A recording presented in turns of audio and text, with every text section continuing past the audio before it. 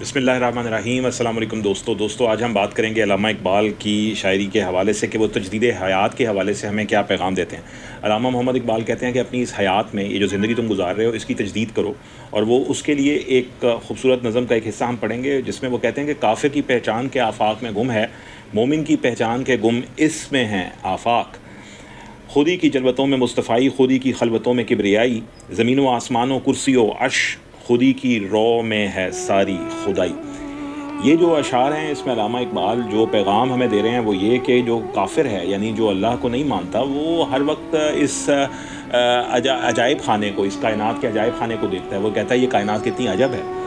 لیکن اس کا کبھی بھی جو دھیان ہے وہ اس کے اپنے اندرون میں نہیں جاتا کہ اندر کی جو کائنات ہے وہ کیسی ہے، اس میں کیا وہ عشق کا کون سا علاؤ ہے جو اس کو لا کے نار سے اور اللہ کے نور سے منور کر سکتا ہے، اس کے اندر وہ کیسی بے خودی ہے جس کو وہ پا سکتا ہے، اس میں وہ کون سی خودی کی پہچان ہے جسے وہ حاصل کر سکتا ہے، وہ کون سی شناخت ہے جس میں وہ اس کائنات کے اندر، اپنی انسانی کائنات کے اندر، اپنی زندگی کی کائنات کے اندر وہ یہ دیکھ سکتا ہے کہ یہ سب امانت ہے یا اس کی اپنی ملکیت ہے۔ اور اگر وہ اس کو امانت مان لے، اپنی نیابت کو پہچان لے، اللہ کے ساتھ اپنے تعلق کو قائم کر لے، اور اس کی پھر خودی اور بے خودی جو ہے وہ بے خودی کے رموز سیکھ لے اور خودی کے اسرار سیکھ لے، تو پھر اس کو ایسا معلوم ہو سکتا ہے کہ اس میں تو خود آفاق گم ہے، یہ تو خود ایک جہان ہے، یہ تو خود ایک لگاؤ کا، لگن کا، دل لگی کا، محبت کا، عشق کا، بے خودی کا اور خودی کا ایک جہان ہے۔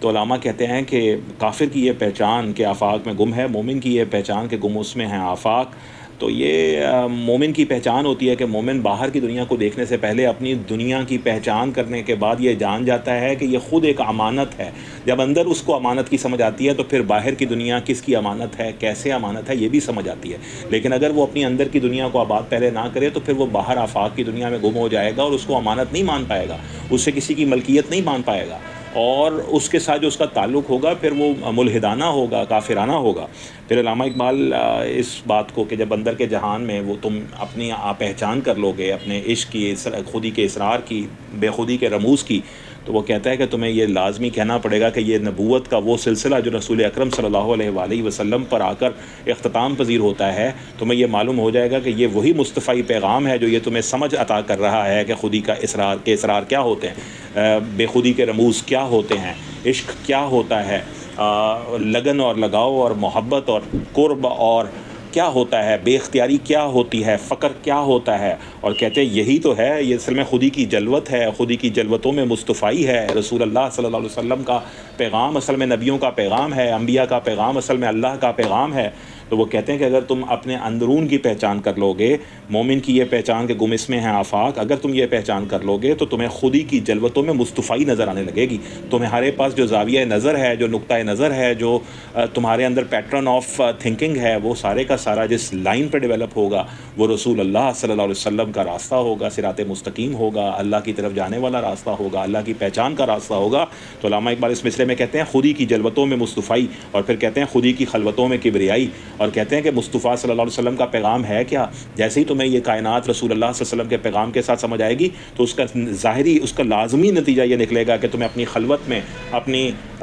جو تمہاری تنہائی ہے اس میں یہ پتہ لگ جائے گا کہ کون سا وہ کبریائی نظام ہے جو تمہارے اندر روا دواں ہے، اللہ کی کیسے وہ پھونکی ہوئی روح ہے جس کے ذریعے سے تم یہ ساری پہچان کر رہے ہو، یہ ساری بینائی، یہ ساری سماعتیں، یہ ساری خبر، یہ ساری حکمتیں، یہ ساری زندگیاں، یہ سارے موت کے سلسلے اور پھر بعد از موت کی جو نوید و بشارت اور نظارت ہے، تمہیں یہ سمجھ آئے گا کہ کبریائی کیا ہے، تمہیں مقام کبریائی سمجھ آنے لگے گا۔ اپنی خلوت میں، جلوت میں تمہیں مصطفی نظر آئے گی، تمہاری آنکھ جو ہے وہ رسول اللہ صلی اللہ علیہ وسلم کے پیٹرن آف تھنکنگ کے مطابق ہو جائے گی، آپ کی جو نقطۂ نظر ہے اللہ کی طرف سے لایا ہوا اس کی قائل ہو جائے گی، مائل ہو جائے گی، ایمان یافتہ ہو جائے گی، اور تمہارے اندر اس سے کیا ہوگا، خودی کی خلوتوں میں کبریائی، اور پھر تمہیں یہ معلوم ہو پڑے گا کہ یہ کائنات ملکیت اللہ کی ہے، تمہارے پاس امانت ہے، تمہارے اپنے اندر کی کائنات ملکیت اللہ کی ہے اور تمہارے پاس امانت ہے۔ تو پھر یہ شعر کیا ہو گیا، کافر کی یہ پہچان کے آفاق میں گم ہے، مومن کی یہ پہچان کے گم اس میں ہیں آفاق، خودی کی جلوتوں میں مصطفی، خودی کی خلوتوں میں کبریائی، اور آخری شعر میں کہتے ہیں زمین و آسمان و کرسی و عرش، خودی کی رو میں ہے ساری خدائی۔ وہ کہتے ہیں کہ جب تمہیں اس طرح سے جلوتوں میں مصطفی نظر آنے لگے، خلوتوں میں کبریائی نظر آنے لگے، تمہارے اندر کے آفاق جو تم میں گم ہیں وہ بھی تمہیں معلوم آنے لگیں، اور جو ظاہری آفاق ہیں ان کے ساتھ بھی دلچسپی اور محبت پیدا ہو جائے، تو پھر پیچھے کیا رہ گیا، پھر زمین تمہاری، آسمان تمہارا، اختیار و کرسی اور یعنی اختیار سارا تمہارا، منزلیں تمہاری، سفر تمہارے، اور یہ سب کیا، یہ خودی کی رو ہے، یہی تو اصل میں خودی کی پہچان ہے، یہی تو اس نیابت کی پہچان ہے، یہی تو وہ نوری نقطہ ہے جو تمہارے دل میں اجاگر ہو جائے گا، اور تمہیں یہ سارے کا سارا عالم صرف خدائی نظر آنے لگے گا، اور تم اس میں اپنے آپ سمیت اپنے آپ کو خدا کے سپرد سمجھو گے، خدا کی طرف سے سمجھو گے، خدا سے سمجھو گے، تجلی ذات کی نمود سمجھو گے، اس کا ظہور سمجھو گے، اسی کو باطن سمجھو گے، اسی کو ظاہر سمجھو گے، اور جو چیز تم استعمال کر رہے ہو بطور امانت استعمال کرو گے، جو چیز تم استعمال کر رہے ہو بطور نائب استعمال کرو گے، اور پھر وہ وجہ جس کی وجہ سے اللہ تعالیٰ نے تمہیں یہاں بھیجا، وما خلقت الجن والانس الا لیعبدون، اس کے ساتھ بھی تمہاری ایک پوری فکر جو ہے وہ ڈیولپ ہوگی کہ یہ کیسے ہے۔ اس کے بعد وہ یہ کہتے ہیں ایک اور جگہ پہ کہ کہتے ہیں کہ جب ایسا ہو جاتا ہے تو پھر اس کا نتیجہ کیا ہوتا ہے؟ نتیجہ یہ ہوتا ہے کہ ہاتھ ہے اللہ کا بندہ مومن کا ہاتھ، غالب و کار آفریں، کار کشا کار ساز، کہ پھر انسان جو ہے ہاتھ ہے اللہ کا بندہ مومن کا ہاتھ، کہ پھر وہ جو ہے انسان بطور نائب جو کام کرتا ہے وہ اصل میں اللہ کی رضا پہ کرتا ہے، اللہ کے حکم پہ کرتا ہے، اللہ کے اذن سے کر رہا ہے، اللہ کی اجازت سے کر رہا ہے، اللہ کی قدرت سے کرتا ہے، اللہ کے علم سے کرتا ہے، اور پھر یہ کیا، یہی تو پھر غالب آئے گا، غالب و کار آفریں، کار کشا کار ساز، پھر وہ نہ صرف کاموں کو کھول دے گا، کام کر سکے گا، کار کشائی کر سکے گا، بلکہ کار ساز بن بھی سکے گا، لوگوں کے کام جو ہیں وہ بنانے والا بن جائے گا۔ تو علامہ محمد اقبال جو ہیں وہ ایک انسان کی ڈیولپمنٹ کے فیزز کو بیان کرتے ہوئے یہ اشعار کہتے ہیں کہ کافر کی یہ پہچان کے آفاق میں گم ہے، مومن کی یہ پہچان کے گم اس میں ہے آفاق، خودی کی جلوتوں میں مصطفائی، خودی کی خلوتوں میں کبریائی، زمین و آسمان و کرسی و عرش، خودی کی رو میں ہے ساری خدائی۔ اور پھر ایک جگہ کیا کہتے ہیں، ہاتھ ہے اللہ کا بندہ مومن کا ہاتھ، غالب و کار آفریں، کار کشا کار ساز۔ تو علامہ محمد اقبال کے یہ جو اشعار ہیں، میں امید کرتا ہوں کہ اس کو آپ بھی محبت سے پڑھیں گے، اور انسان کی خودی کو وہ کیسے دیکھنا چاہتے ہیں،